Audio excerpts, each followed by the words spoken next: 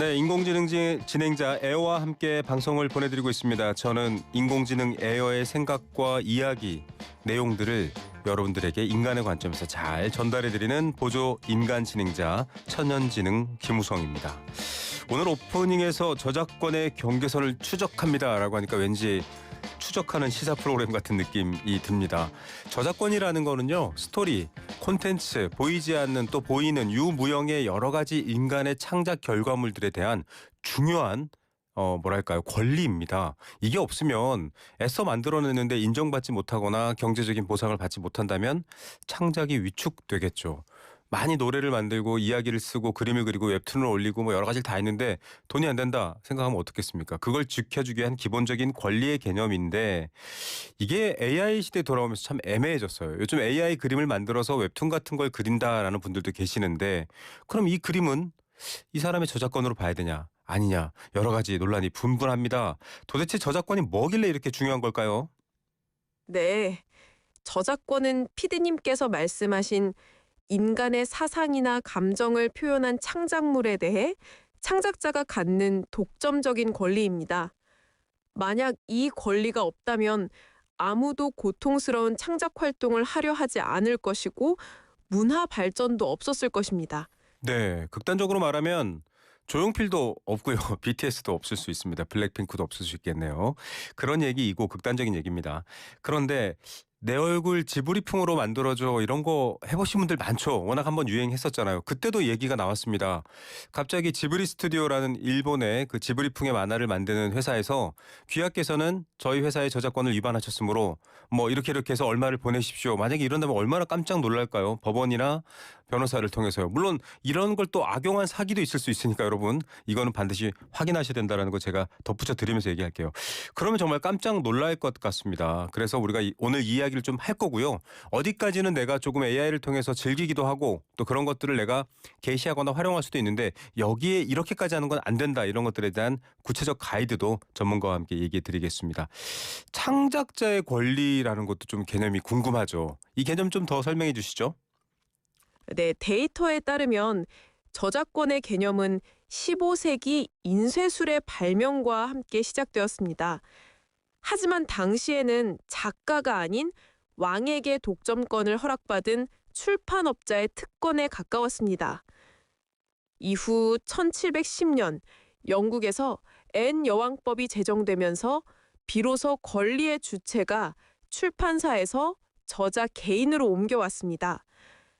즉, 저작권의 역사는 인간의 고유한 창작 활동을 보호하는 방향으로 발전해 온 것입니다. 네, 과거에는 인쇄 그리고 책, 지식 정보는요.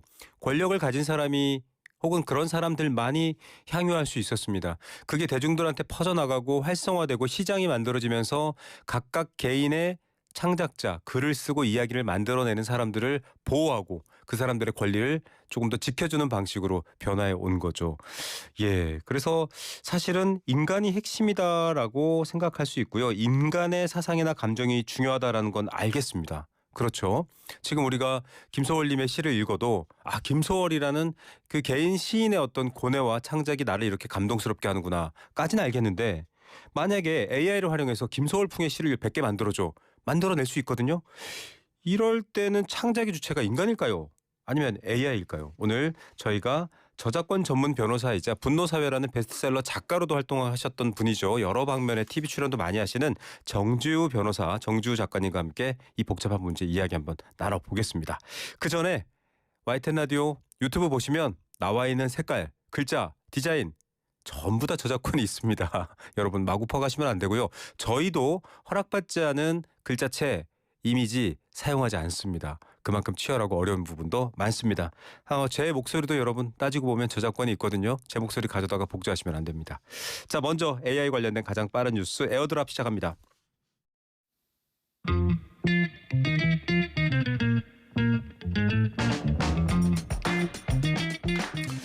고등학교 시절에요. 친구가 CD로 음악을 잔뜩 구워줬습니다. 실제로 불에 굽는 건 아니고요. 음원 데이터를 CD라는 저장 매체에 복사해서 저한테 준 거죠. 고마워 이러고 음악을 잘 들었는데 요즘 같으면 야 그러지 마 걸리면 큰일 나 이런 얘기를 할 겁니다. 기술이 새롭게 도입되면 그 기술을 활용하는 인간들의 확장성은 상상을 초월하는데 그걸 어떻게 보호하고 원작자의 가치를 지켜줄지 법적인 테두리는 어떻게 될지 애매합니다. AI가 들어선 시대도 마찬가지거든요. 그렇다고 여러분 제 말 듣고 이제 CD는 구우면 안 되나? 네, 개인이 혼자 구워서 소장하는 거에 문제가 있겠습니까? 그걸 널리 풀어내면 안 된다 이 소리인데요. 이런 세계를 바라보는 여러 시선으로 따뜻하게 많은 분들에게 사랑받는 작가이자 인문 철학자이자 또 방송 출연자이자 이분 뭐라고 불러야 될까요? 어쨌든 오늘은 저작권 얘기 부르니까 변호사라고 불러야 될 것 같습니다. 정주 변호사님 연결돼 있습니다. 변호사님 안녕하세요. 네, 안녕하세요. 뭐라고 불러드려야 됩니까? 아, 네, 뭐 편하게 불러주시면 될 것 같습니다. 편하게 예. 그러면 네. 작가이자 인문 철학자이자 변호사라고 네, 다 부르는 게 편합니다. 알겠습니다. 변호사님 지금 저희가 저작권 관련된 얘기를 AI가 진행하는 프로그램에서 이렇게 라디오 신설 프로그램인데 만들어서 다루고 있는데 사실은 저작권의 개념도 평범한 분들은 잘 모르시기도 하고요. 그리고 창작물이라는 개념도 잘 모릅니다. 이게 왜 법으로 보호받고 받아야 되고 어떤 힘이 있는지를 좀 알려주셔야 될 것 같아요. 네, 저작권이라고 하면 일단 저작물에 부여되는 권리다라고 생각을 하시면 되는데요. 네. 저작물에 대해서는 법에 아주 명확하게 한 줄이 딱 규정되어 있습니다. 네. 근데 이제 이 한 줄에 대해서 또 잘 모르시는 분들이 많이 계신데 저작물이 어떻게 규정되어 있냐면 인간의 사상 또는 감정을 표현한 창작물이라고 이렇게 딱 규정되어 있습니다. 예. 그래서 우리가 이제 인간의 사상이나 감정 이런 것들을 이제 잘 표현한 그런 창작성이 있는 뭐 작품 같은 것들 우리가 저작물이라 부르고 그런 창작물에만 저작권이 발생한다 이렇게 보실 수 있겠습니다. 예. 결국은 어떤 분이 이야기를 공개적으로 만들어서 배포하면 그건 그분의 소유이기 때문에 남이 도둑질하지 마라 이 말인 거죠. 그렇죠. 우리가 네. 이제 어떤 나의 사상이나 감정을 표현한 그런 나의 창작성이 들어간 창작물에는 저작권이 발생하니까 이 저작권은 사실은 하나의 권리가 아니라 저작권 안에는 굉장히 다양한 권리들이 들어있습니다. 그래서 네. 뭐 복제권, 전송권 등등이 있는데 네네. 이런 권리들은 이제 그 사람만 가질 수 있다라는 거죠. 예. 이름표가 붙어 있는 겁니다. 그 이름표 떼고 내 이름표 붙여서 내 것처럼 팔면 안 된다. 이렇게 좀 쉽게 이해하시는 방법도 있을 것 같기도 하고요. 자, 네. 그런데 말씀드린 것처럼 아까 제가 이제 오프닝에 CD 굽는 거 얘기를 했었거든요. 그러다가 네. 한번 음원회사들이 대거 이제 개인한테 소송을 막 걸기도 하고 또 잘 모르는 학생들한테도 뭐 내용 증명이 날아오고 이런 게 아마 사회적 문제가 된 적도 있는데 네. AI가 오면서요. 뭔가 이거 약간 유명 작가의 작품 같기도 하고 유명 가수의 노래 같기도 하는 것들을 AI로 만들어요. 그러면 이거는 AI 때문에 저작권, 창작물 이런 개념이 적용되나 혼란스러운 시대다 말이 있거든요. 어떻게 전반적으로 일단 보고 계십니까? 네, 사실 뭐 AI, 특히 생성형 AI가 처음 생겼을 때 뭐 전 세계적으로도 사실 이거 법조인들도 굉장히 혼란스러워했던 그런 창작물이었습니다. 근데 제가 방금 말씀드린 것처럼 이 저작물이라는 것은 인간의 사상 또는 감정을 표현해야 되거든요. 네. 근데 이제 AI를 보면 인간이 아니라 AI가 이제 표현을 하는 창작물이란 말이죠. 그렇죠. 이제 그러다 보니까 이것은 뭐 인간이 뭐 어떤 뭐 프롬프트를 통해서 아이디어 정도는 제공을 하지만 사실은 그거를 뭐 면을 그리고 선을 그리고 색칠을 하고 이런 것들은 결국에는 AI가 표현하기 때문에 네. 이 AI가 표현한 창작물에는 저작권 자체가 없다. 이것은 저작물이 아니다. 마치 뭐 침팬지나 원숭이가 표현한 것처럼 네. AI는 인간이 아니기 때문에 AI 생성물은 저작권이 없다라는 것이 아주 기본적인 원칙적인 법리라고 볼 수 있겠습니다. 구체적 행위자가 인간이어야지 그렇지 않으면 인간에게만 부여된 권리이기 때문에 권리가 없다 이렇게 해석을 하면 되는 걸까요? 그렇죠. 구체적으로 표현한 것은 이제 AI가 표현한 거라고 보는 거죠. 왜냐하면 예. 이제 인간은 뭐 아주 단순한 보통 뭐 프롬프트나 아이디어 정도만 제공하는데 우리 저작권법은 오래전부터 아이디어를 보호하지 않았거든요. 예. 그래서 아이디어가 구체적으로 표현된 것만 보호를 했는데 이제 AI가 표현을 한다라고 보기 때문에 이 AI 생성물에는 저작권이 없다, 저작물이 아니다라고 보는 것이 좀 가장 기본적인 원칙이다라고 생각하실 수 있겠습니다. 네.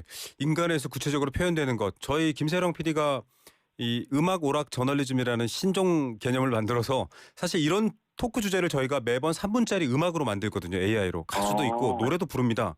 이거는 그러면 저희 PD한테 저작권이 없는 거네요. 그건 이제 뭐 저희가 조금 오늘 이야기하면서 뭐 여러 가지 또 법은 예외가 있기 때문에 네. 그거 하나씩 알아가면 될 것 같은데요. 아. 근데 원칙적으로 내가 뭐 프롬프트만 딱 입력을 해서 네네. AI가 딱 생성을 해줬고 그걸 그대로 쓴다라고 한다면 사실은 프롬프트 입력자가 그 음악의 또 주인이라고 단정하기는 좀 어려운 면이 있죠. 예, 밖에서 아주 실망한 표정이 보입니다. 예, 돈이 없습니다, 여러분.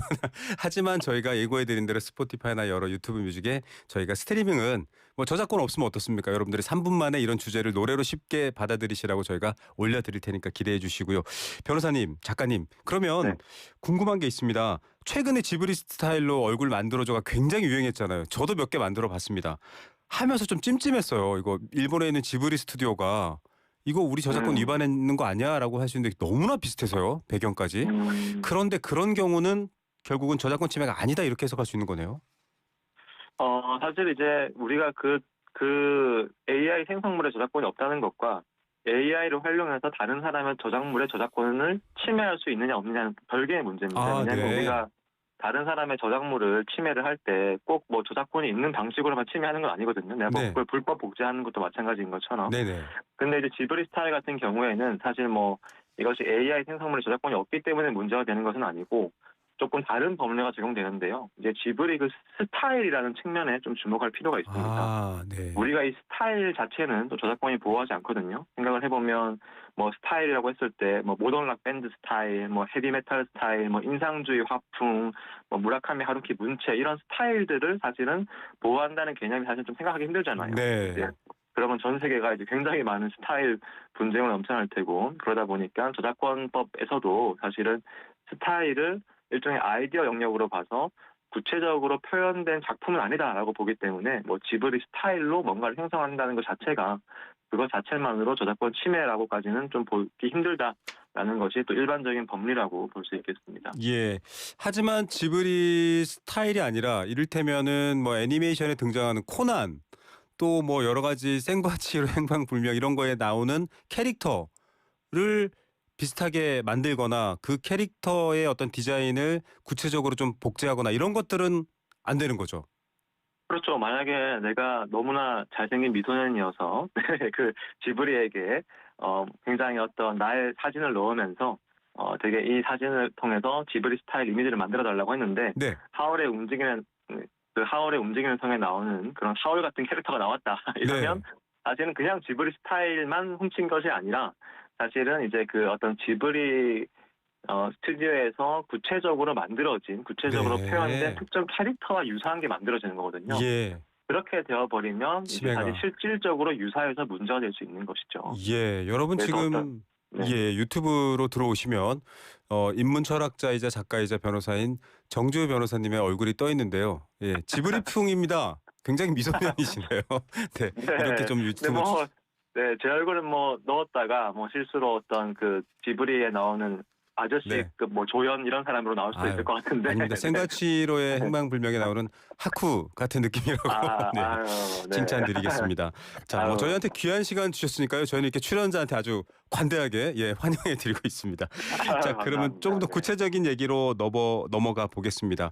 영역이 그렇다고 칼로 자르듯이 딱 떨어지진 않아요. 대강의 아이디어나 대충 이러이러한 스타일, 분위기는 저작권을 인간에게 있다고 할 수도 없고 AI가 저작권이 있다고 할 수도 없다. 주체가 인간이 아니기 때문에 이런 얘기까지는 했는데 인간의 창의성이 굉장히 많이 개입된 이를테면 저희가 현혜리 감독 AI로 지금 영화를 만드시고 상도 타셨는데 이분의 작품이 AI로 다 구현됐으니까 이 감독이 저작권이 없다라고 할 수는 없잖아요. 창작물도 AI를 활용해도 또 개입해도 좀 저작권이 적용되는 부분이 있는 거죠. 네, 사실 이제 이런 법리가 또 최근에 발전되고 있는 그런 법리입니다. 최근 뭐 한국저작권위원회 최신 가이드라인 같은 걸 보더라도 네. 우리가 AI로 처벌 작업을 하거나 AI로 뭐 여러 가지 각각의 요소들을 만들더라도 그러한 것들을 최종적으로 인간이 수정하거나 보완하거나 편집한 경우에는 그런 인간의 창작적인 기여는 인정한다고 하거든요. 네. 다시 말해서 우리가 정말 프롬프트 아이디어만 제공해서 생성한 생성물은 아무도 주인이 없는 이제 그런 결과물이 되겠지만 그 아무도 주인이 없는 결과물 위에다가 네. 내가 편집을 하고 예를 들어서 뭐 요즘 많은 그 AI 유튜브 영상 같은 것들 되게 많잖아요. 네네. 이제 그런 영상들 같은 경우에는 또 인간이 뭐 음악과 대사와 컷들을 막 다 조합하고 편집하고 한단 말이죠. 그러면 그 인간이 개입한 부분에 대해서는 또 저작권을 인정한다라고 하는 또 그런 법리가 만들어지고 있기 때문에 사실상 결론적으로 보자면 우리가 정말 AI 생성물을 뭐 그대로 쓰지 않는 이상 거기에 뭐 어떤 인간의 어떤 후속 작업들이 충분히 들어가는 이상 그 후속 작업을 한 그 사람이 사실은 그 영상의 주인이 되고 그 사람에게 저작권이 부여된다라고 다시 볼 수 있는 것이죠. 결론적으로는. 예.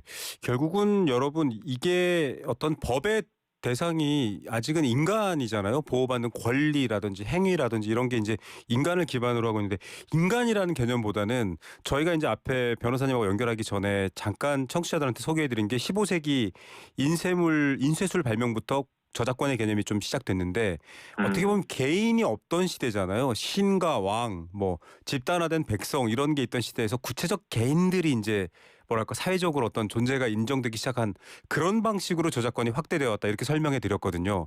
네. 그러면 이것도 역시 어떤 그 개인, 특별한 한 명의 개인 행위자 이런 개념으로 저작권도 이제 좀 AI를 썼더라도 인정되는 추세다. 즉 그 개인의 특성과 노력과 어떤 구체적 일이 들어가면 이거는 인간의 저작권이다. 이렇게 볼 수 있다는 걸까요? 아직 뭐 가이드가 생기는 과정이긴 합니다만 어떻게 해석해야 될까요?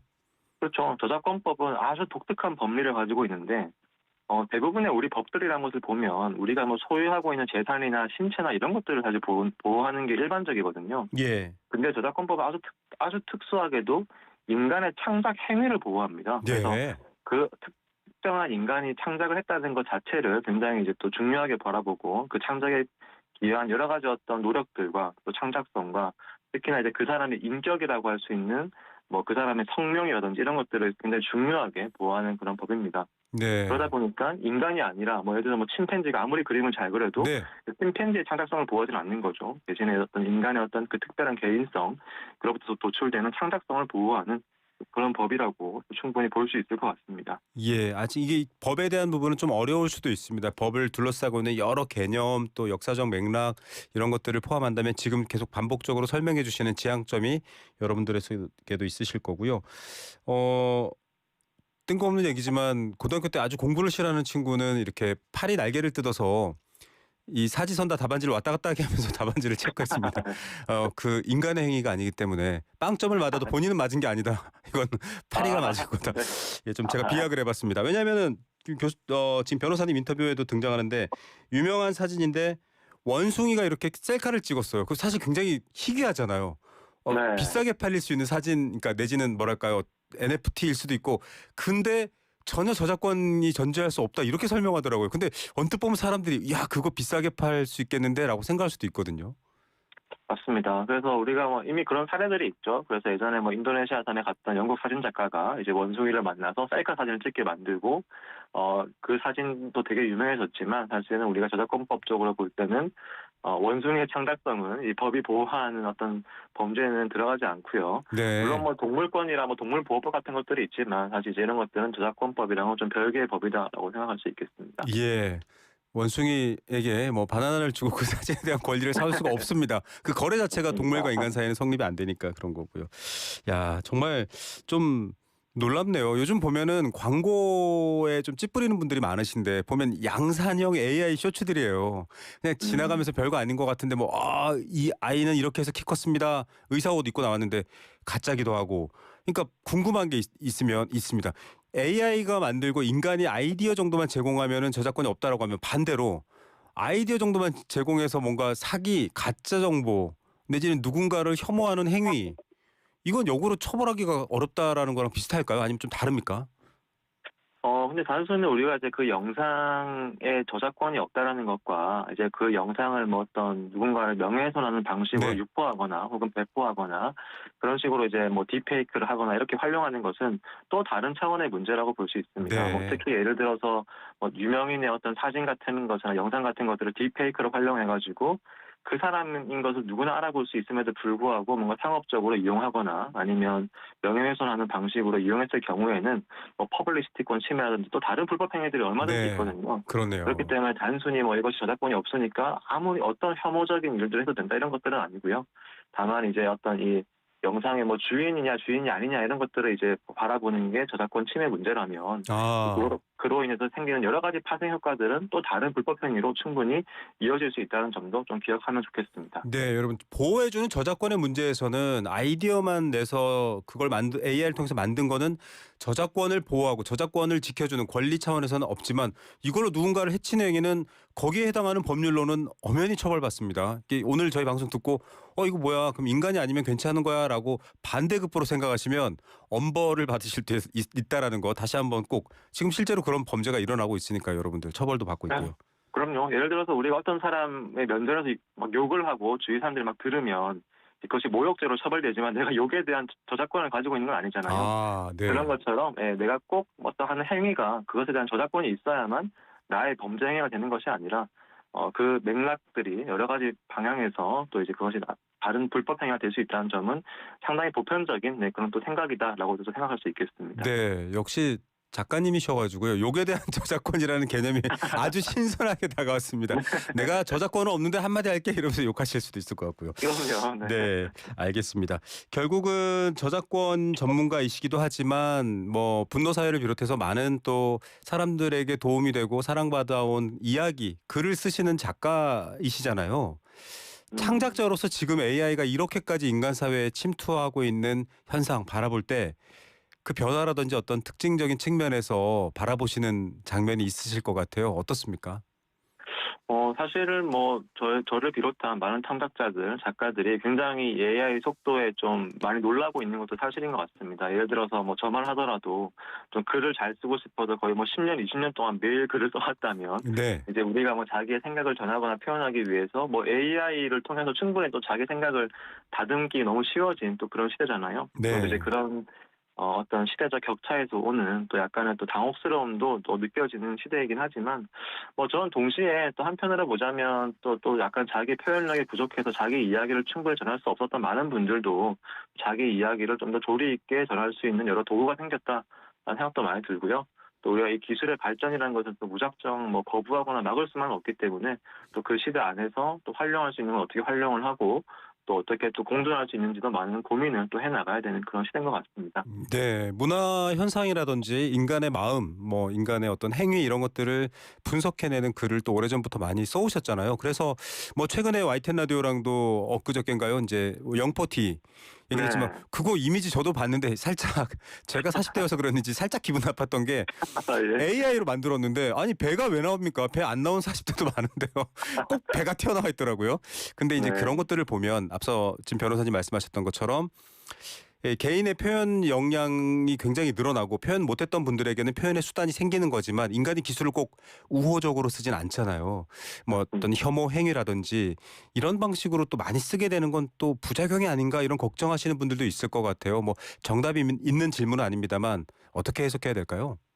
네, 그래서 요즘 많이 이야기하는 것이 바로 이제 AI 시대의 문해력, 리터러시 이야기를 굉장히 많이 네. 하는 것이 AI가 만들어내는 이제 가짜 정보 같은 것들을 우리가 어떻게 좀 구별해낼 수 있을 것인가, 그리고 또 이 AI 알고리즘이 만들어내는 어떤 취향의 획일화라든지 또 나를 이렇게 몰아가는 특정 취향으로 몰아가는 필터 버블 같은 문제들이 꾸준히 제기되고 있는 것 같고요. 네. 그럴수록 이제 우리가 올바른 좀 가치관을 가지고자 스스로 노력할 수밖에 없고 또 이제 가짜 정보들을 충분히 또 잘 걸러내고자 하는 또 그런 문해력을 기르는 습관 같은 것들도 굉장히 중요해지는 것 같습니다.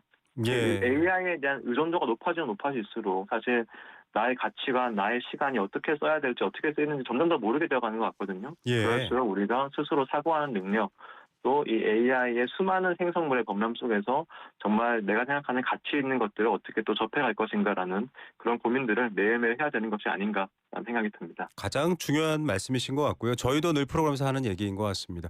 칼은 죄가 없습니다. 그 칼로 누굴 찌르면 죄가 되고요. 누구를 구하고 살리면 그건 또 도움이 되잖아요. 좀 그걸 어떻게 써야 될지에 대한 자신을 돌아보라라는 얘기를 해주셨는데 이미 그 인기 베스트셀러 쓰신 지는 10년이 훨씬 넘었지만 아직도 한국 사회는 좀 분노가 많은 것 같아요. 그 분노 사회의 오래전 책을 제가 다시 끄집어낸 것 같지만 아직도 AI를 놓고도 지금 이 주제가 다뤄질 만큼 성찰을 이미 한번 말씀해 주셨습니다만 어떻습니까? 우리 사회가 좀 더 AI라든지 이런 소통이 늘어나면 이유도 모르고 많이 폭발하고 있는 분노 같은 것들이 좀 줄어들 가능성이 있을까요? 긍정적 전망이십니까? 부정적 전망이십니까? 사실 뭐 AI의 시대는 전 이제 시작인 것 같아요. 어떻게 보면 우리가 흔히 하는 말 중에서 오늘 우리가 알고 있는 AI가 앞으로 인류 역사에서 가장 후진적인 AI일 거라고 하잖아요. 네. 그만큼 이제 AI가 계속 발달하면서 뭐 알고리즘도 발달하고 또 인간이 활용할 수 있는 범위가 굉장히 많아질 텐데 저는 이제 AI가 발전하면서 느끼는 한 가지 좀 약간의 어떤 문제의식은 AI로 인해서 이 어떤 것이 옳은 것이고 어떤 것이 그른 것인지 참 구별하기가 힘들어졌다라는 생각이 드는 게 네. AI에게 우리가 부탁만 하면 세상에 그 어떤 혐오적인 주장이나 어떤 문제 있는 주장도 논거를 100개 만들어달라고 하면 100개 만들어주고 네. 1000개 만들어달라고 하면 1000개 만들어주거든요. 네. 그만큼 어떤 주장이든 합리화하기가 쉬워졌고 우리가 맞아요. 사실은 그만큼 자기 기준을 갖는 것이 그만큼 힘들어졌는데 그런 시대에서 뭐 우리가 뭐 쉽게 선동당하거나 이러지 않고 또 자기 중심을 지키면서 정말 다양한 그런 논거들 속에서 자기 이성과 가치관을 만들어 나가고 하는 작업들은 정말 중요해지고 그런 것들을 우리가 잘 할 수만 있다면 이 시대가 또 하나의 축복이 될 수도 있고 만약에 그런 것들을 잘 하지 못한 채 이 뭐 AI 알고리즘 같은 것들을 휘둘리게만 한다면 또 인간이 또 굉장히 또 뭐 소비하는 그런 소비적인 인간이나 이런 쪽으로 약간 후퇴할 수도 있겠다라는 그런 우려도 함께 드는 것 같습니다. 예, 가장 인간과 비슷한 지능과 실력을 가진 AI가 역설적으로 가장 인간다움이 뭔지, 인간이 어떻게 판단해야 될지를 가장 묻고 있는 시대다라는 정주 변호사님의 말이 정말로 중요한 말인 것 같습니다. 이건 뭐 기술의 발전, 3대 강국만큼이나 정말 꼭 챙겨야 될 문제인 것 같습니다. 오늘 귀한 시간 감사드립니다. 네, 감사합니다. 네, 작가이자 문화평론가 정주 변호사와 함께했습니다.